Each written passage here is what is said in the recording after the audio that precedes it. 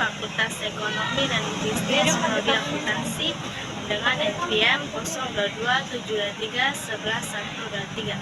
Di sini saya akan membahas tentang praktik perbankan syariah, yaitu peluang dan tantangannya di Indonesia, tepatnya di Ternate. Pendahuluan. Perbankan syariah di Indonesia merupakan bagian dari sistem keuangan yang berlandaskan prinsip-prinsip syariah Islam. Sistem ini bertujuan menciptakan kegiatan perbankan yang tidak hanya mencari keuntungan, tetapi juga memastikan aktivitas ekonomi sesuai dengan nilai-nilai Islam, keadilan, transparansi, dan keberkahan.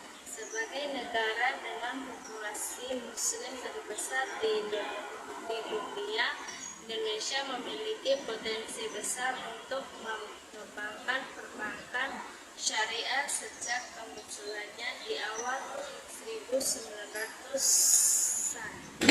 Perbankan syariah telah mengalami pertumbuhan yang signifikan, namun perjalanan menuju integrasi penuh dalam sistem keuangan nasional dihadapkan pada berbagai tantangan, baik dari aspek regulasi, edukasi masyarakat hingga pengembangan produk. Sejarah perbankan syariah di Indonesia dimulai pada akhir 1980-an, ketika munculnya kesadaran akan kebutuhan sistem keuangan yang sesuai syariat. Hal ini dipicu oleh beberapa faktor. Yang pertama, tuntunan umat Islam, munculnya kesadaran di kalangan umat Islam terhadap pentingnya sistem keuangan yang sesuai dengan prinsip-prinsip ekonomi. Dua, dukungan pemerintah. Pemerintah mendukung gagasan ini sebagai bagian dari upaya memperluas inklusi keuangan dan mendorong perekonomian berbasis syariah. Tahun 1991, Bank Muamalat Indonesia atau BNI didirikan sebagai bank syariah pertama di Indonesia. Seiring waktu, banyak bank konvensional yang mulai membuka unit usaha syariah, sehingga akhirnya bank syariah terus berkembang menjadi sektor penting dalam industri keuangan nasional. Di sini saya akan menjelaskan perbankan syariah di Indonesia, termasuk di Ternate, memiliki peluang dan tantangan yang khas. Berikut adalah beberapa hal yang relevan. Peluang perbankan syariah di Indonesia. Satu, dominasi populasi muslim. Mayoritas penduduk di Ternate beragama Islam, sehingga ada potensi besar untuk menarik nasabah yang tertarik pada sistem keuangan yang sesuai dengan prinsip syariah. Yang kedua, dukungan pemerintah. Pemerintah Indonesia terus mendorong pengembangan ekonomi syariah, termasuk melalui regulasi, inisiatif, dan pembentukan Komite Nasional Ekonomi dan Keuangan Syariah. Yang ketiga, pertumbuhan UMKM. Banyak usaha mikro, kecil, dan menengah di Ternate, khususnya dalam sektor perdagangan, pariwisata, dan nasi bumbu seperti cengkeh dan pala, yang memerlukan dukungan pembiayaan. Perbankan syariah dapat memberikan solusi melalui skema pembiayaan berbasis bagi hasil. 4. Meningkatnya kesadaran finansial syariah. Kesadaran masyarakat terhadap keuangan syariah semakin meningkat, didukung oleh edukasi dan pemerintah, lembaga keuangan, serta ulama. Yang kelima yaitu potensi pariwisata halal.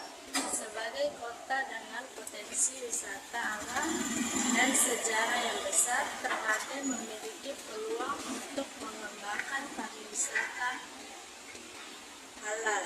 Perbankan syariah dapat berperan dalam mendukung pembiayaan dan layanan keuangan untuk sektor ini.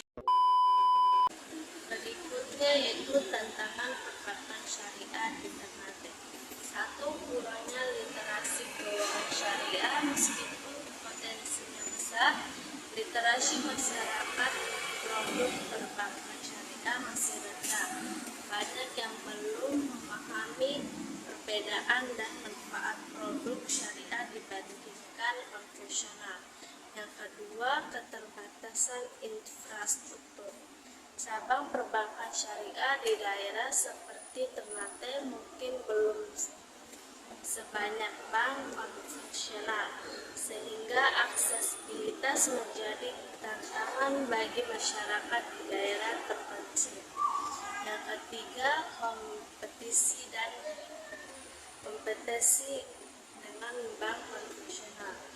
Bank konvensional lebih dahulu berkembang dan memiliki jaringan yang luas, sehingga perbankan syariah perlu menawarkan nilai tambah yang kompetitif untuk menarik nasabah. Yang keempat, ketersediaan sumber daya manusia. Masih kurangnya tenaga kerja yang memiliki keahlian khusus dalam keuangan syariah, terutama di daerah, dapat menghambat inovasi produk dan pelayanan. Ketergantungan pada sektor tertentu. Ekonomi Ternate cenderung tergantung pada sektor perdagangan hasil bumi. Ketergantungan dapat menjadi resiko jika terjadi fluktuasi harga komoditas karena kurangnya diversifikasi produk. Beberapa masyarakat menganggap produk perbankan syariah masih terbatas dan kurang inovatif dibandingkan untuk bank konvensional. Rekomendasi strategi pengembangan. 1. Edukasi dan literasi keuangan syariah. Mengadakan seminar, pelatihan atau program literasi keuangan syariah secara rutin untuk masyarakat. Yang kedua, digitalisasi layanan.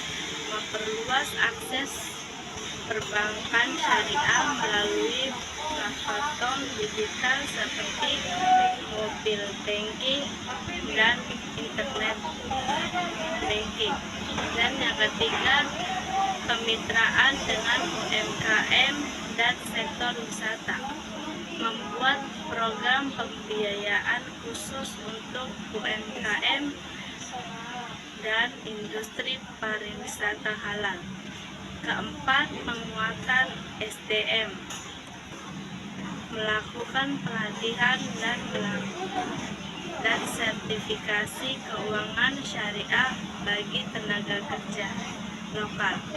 Yang kelima, kolaborasi dengan pemerintah dan tokoh agama. Memanfaatkan dukungan dari pemerintah daerah dan tokoh agama untuk mempromosikan layanan perbankan syariah. Kesimpulannya, dengan populasi besar dan dukungan regulasi, perbankan syariah memiliki potensi besar untuk tumbuh di Indonesia. Namun, untuk merealisasikan potensi tersebut, diperlukan strategi yang tepat untuk mengatasi tantangan seperti literasi keuangan, persaingan, dan transformasi digital. Upaya kolektif dan pemerintah, industri, serta masyarakat menjadi kunci utama kebersihan sektor.